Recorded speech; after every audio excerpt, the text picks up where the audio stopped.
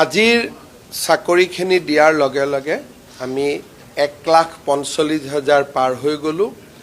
অহা 10 জানুৱাৰী তাৰিখে ADREৰ তৃতীয় বৰ্গৰ চাকৰিৰ আমি নিযুক্তি দিম আৰু মাঘ বিহুৰ ঠিক পিছতে 15-16 কোনোবা এটা তাৰিখত আমি ADREৰ চতুৰ্থ বৰ্গৰ নিযুক্তি দিম।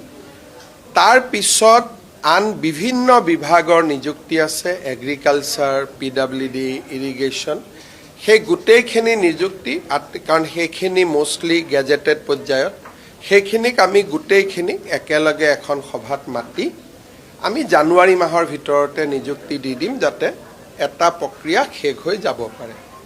ফেব্ৰুৱাৰীটো আৰু কিছুমান থাকিব এপইণ্টমেণ্ট। আমাৰ সৰ্বশিক্ষা অভিযানৰ পৰা প্ৰায় 3-4 হাজাৰ আমাৰ শিক্ষক চৰকাৰীকৰণ হ'ব আৰু এনেকুৱা আন বহুতকেইটা বিভাগ আছে। ফেব্ৰুৱাৰীটো কিছু নিযুক্তি চলিব, কিন্তু জানুৱাৰীত মেইনলি নিৰ্বাচিত হৈ থকা সকলৰ নিযুক্তিৰ প্ৰক্ৰিয়া শেষ হ'ব।